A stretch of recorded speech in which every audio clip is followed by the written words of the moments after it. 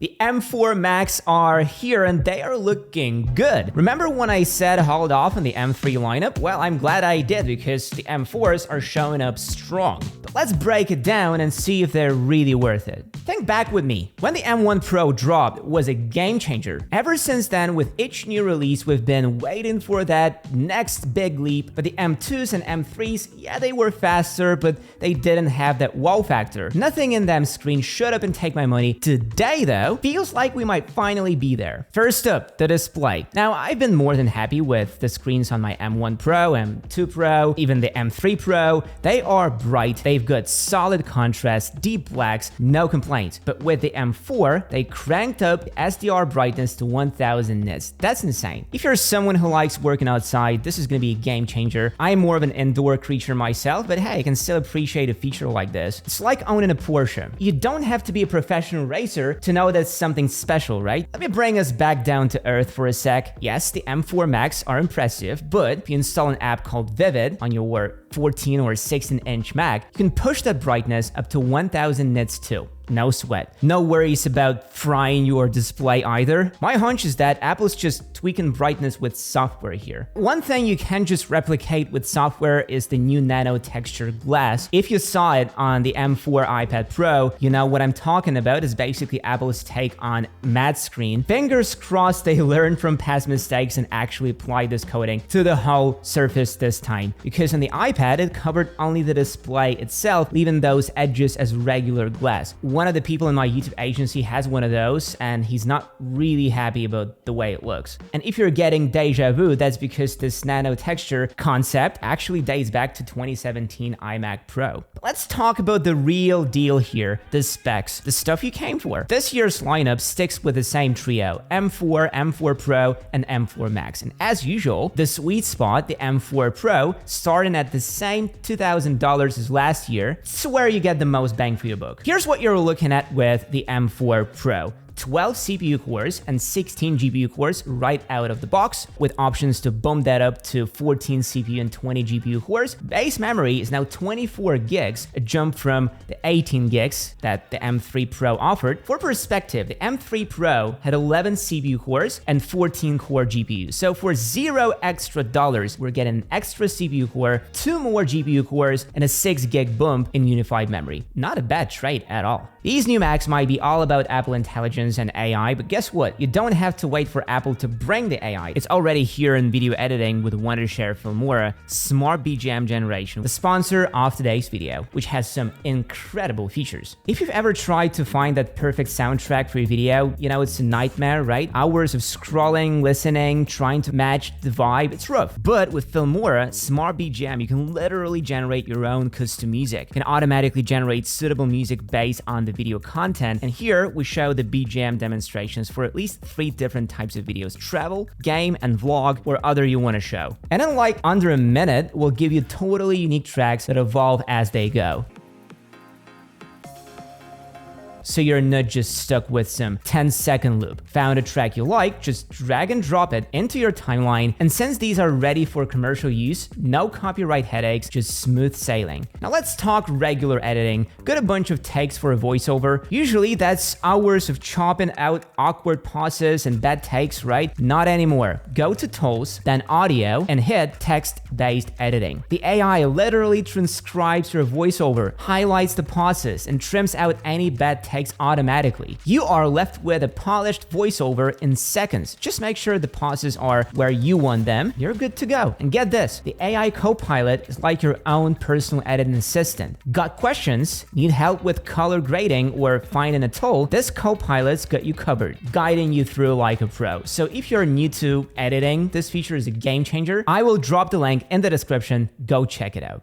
Alright, I took a peek at some benchmarks, and here's what I'm seeing. According to my calculations, the 14-core M4 Pro on the 14-inch model is roughly 23% faster in single-core CPU tests, 44% in multi-core tests, and 36% better in GPU performance compared to the 12-core M3 Pro. And in AI-specific tasks, there is a noticeable jump of around 63%. The neural engine really got a boost. If we're talking base models, we should be looking at about 25% faster CPU and 25% better GPU. Not too shabby. We all know SSDs have been a bit of a roller coaster in recent years, right? So the M1 Max came out of the gate fast, SSD speeds were solid. Then with M2, things kind of dipped, speeds slowed down noticeably. Now with the M3, it's not blazing fast or painfully slow, it's somewhere in between. And the M4, well, Apple kept it pretty much the same as the M3, with just a slight bump. We're talking 3000 megabytes per second on the M3's 512 gig SSD, and now the M4 Pro version is hitting about 3200 megabytes per second. Not a mind-blowing jump, but hey, progress is progress. And did you catch the wording change on Apple's website? Instead of chip, they're now also calling it a processor. It's kind of a funny detail, right? But hey, all these percentages don't mean much if they just sit in benchmarks. Where it really counts is in real-world use. For anyone into video editing, the new M4 Pro really shines. Faster, smoother project renders, full quality previews, and a much more responsive experience with effects. That's the stuff that makes an actual difference day to day. And then there are also those AI features rolling into Pro apps like Final Cut. On the M4 Pro, these will run even better, taking your workflows to the next level, hopefully. By now, we all know what more power really means. For pros, programmers, 3D artists, game developers, more cores and higher performance aren't just nice to haves, they are time savers and quality boosters. But does that make M3 Pro a bad pick? Not at all. It's still a solid machine, just a bit slower. I ran a few tests and here's what I found. Improvements over the M3 Pro are definitely noticeable. Take Lightroom for instance. I exported 100 raw photos. The M3 Pro handled that in 1 minute and 3 seconds. On the M4 Pro though, it took just 47 seconds. And these photos weren't even the heaviest files photographers usually deal with. If we're talking larger batches or higher res images, that difference is going to stand out even more. Now on to video editing. I tested out DaVinci Resolve and Adobe Premiere with some longer, higher bitrate videos from this channel, all shot on Sony FX3 with color grading, effects, animations, the whole package. In DaVinci, the M3 Pro rendered the project in 11 minutes and 13 seconds, the M4 Pro 10 minutes and 7 seconds. Not earth-shattering, but still faster. Over in Premiere Pro, we're looking at a similar difference. M3 Pro took 13 minutes and 27 seconds, while the M4 Pro finished in 12 minutes and 11 seconds. It's worth noting though that these chips are still new. So by the time you're watching this, especially if it's a few months down the line, app updates might squeeze out even better performance from the M4. Moving to Xcode, the M4 Pro also had a nice speed boost, finished our benchmark in just 1 minute and 3 seconds compared to 1 minute and 25 seconds on the M3 Pro. And again, with bigger projects, the difference should get even more noticeable. Personally, the biggest upgrade for me has got to be the memory increase in the base model. For ages, Apple stuck 8 gigs as enough for most users, and Pro models started at 16 gigs. Then with the M3 Pro, they nudged it up to 18 gigs, and now 24 gigs in the base M4 Pro. That's huge. With all that extra memory, heavy tasks fly by because the GPU has more room to stretch, apps can tap into more resources, and multitasking gets a serious upgrade. You will feel the difference, especially when you've got a few intense projects open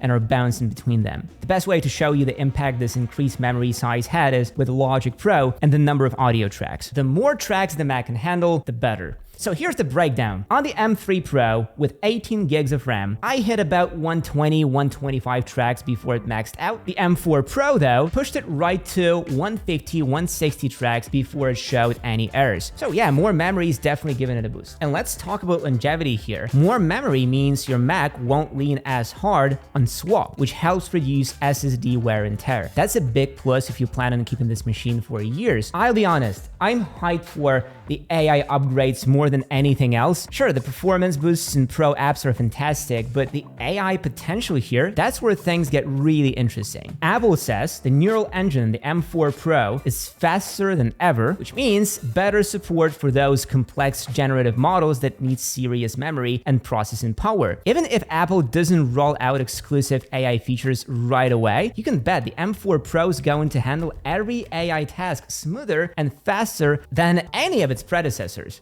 In basic Apple intelligence throughout the system, I haven't noticed that many improvements on both M3 Pro and M4 Pro. Everything works fast. I think the effect of an improved neural engine and more memory will be seen in a few years. When Apple intelligence gets more advanced features, a lot of apps aren't fully taking advantage of the neural engine right now. But if you're gaming on a Mac, this could be where you notice a difference. Apple's upscaling tech taps into those neural cores, so you're looking at a bit of a bump in frame rate, even if you keep your settings and resolution the same. And now we have Thunderbolt 5. It's not something every user will feel right away, but if you're moving huge files around on external drives, it's a game changer. We are talking triple the bandwidth compared to Thunderbolt 4, so you can transfer data 3 times faster. Just remember, those Thunderbolt 5 cables start at $69, and compatible drives, yeah, not cheap either. One of the editors in my YouTube agency bought the M3 Max 16-inch, and a compatible drive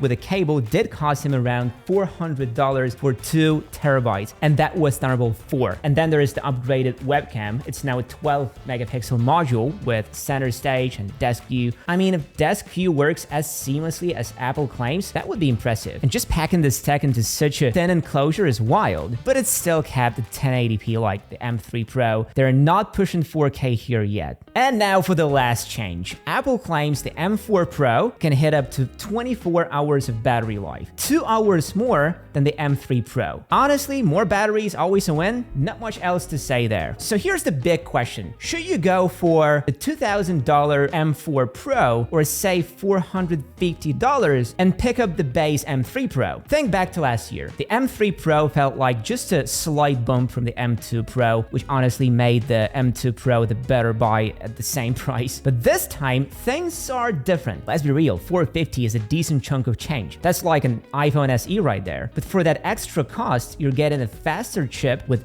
better graphics, longer battery life, beefed up neural engine, and more memory by default. M4 MacBook Pro is what the M2 should have been. The upgrade we've all been waiting for. But here's the funny part. Nobody's going to notice you're rocking a new Mac. The M4 MacBook Pros look exactly the same as before. Same chassis, same colors, same everything. But you will know that beneath that familiar metal and glass, you've got the power of the M4, not some M1 Pro trying to keep up. And honestly, that's a good thing. These new Macs aren't about showing off. They are for getting things done, making money, creating something awesome. And that's exactly how I plan to use mine. And if you want to hear more about why I made that switch, check out my latest video. Thanks for watching. I'll catch you in the next video.